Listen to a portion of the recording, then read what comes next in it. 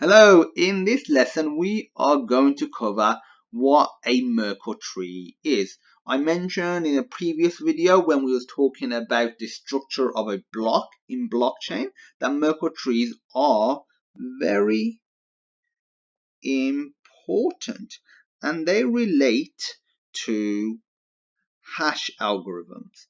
So if you're not quite sure what hashing is, then feel free to check out the lesson on what is a hash. Then come back to this video and we'll talk about how Merkle trees really do help the validity of transactions in a block within blockchain. So what is a Merkle tree? A Merkle tree essentially takes a bunch of input and it helps confirm its validity. So imagine if I have, in the case of Bitcoin, for example, or blockchain really, I have 4 transactions. The average block in Bitcoin has over 2,500. So obviously this is just a simplification, but once you understand the concept with 4, 2, 8 or however many, the concept is just the same. And I'm going to call this T1, T2, T3, and T4. So these are 4 individual transactions and they obviously have their own information, their own unique ID, it's all of that cool stuff. And what happens is each one of these is fed through a hashing algorithm. The exact hashing algorithm isn't important in understanding the concept of Merkle trees, and it's always the same hashing algorithm for all of these. So this is a hashing algorithm, and from there what we get, drew in the wrong place there, what we get is the transaction hash. So the transaction hash, as we discussed in the hashing video, is different to the original transaction. A lot of the time it's a lot shorter than the original value, wherever it is, whatever file it is. So these are the hash values. So I'm just going to call it like HT1.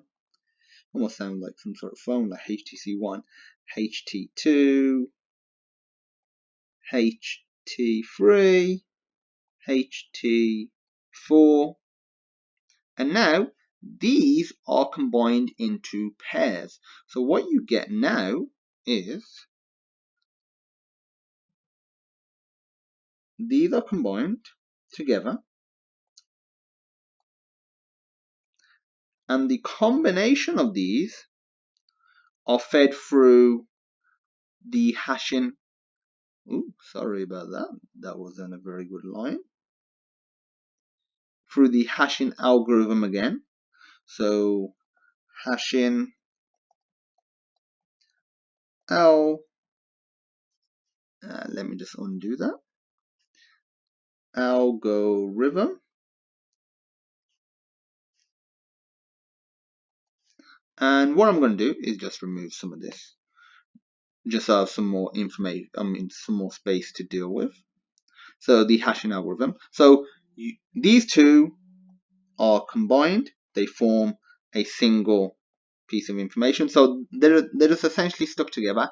By combining them, we put them through the hashing algorithm, and then we get a combination hash. So it's a hash of hashes. So what I'm going to do is right here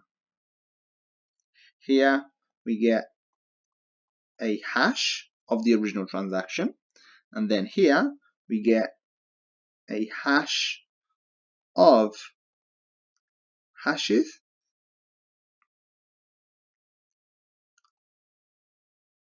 So this is a hash of the hashes, and I'm going to call this, so new hash for example, now I'm going to call it HH1, HH2, And then, let me get rid of this as well.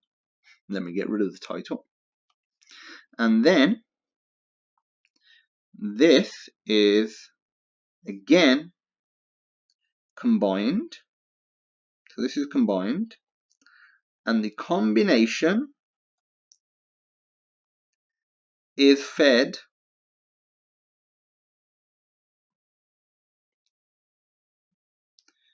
into the hashing algorithm again. So hashing algorithm. And from this, we get the ultimate piece of information. We get a single hash. So, and this is called the root hash. The root hash.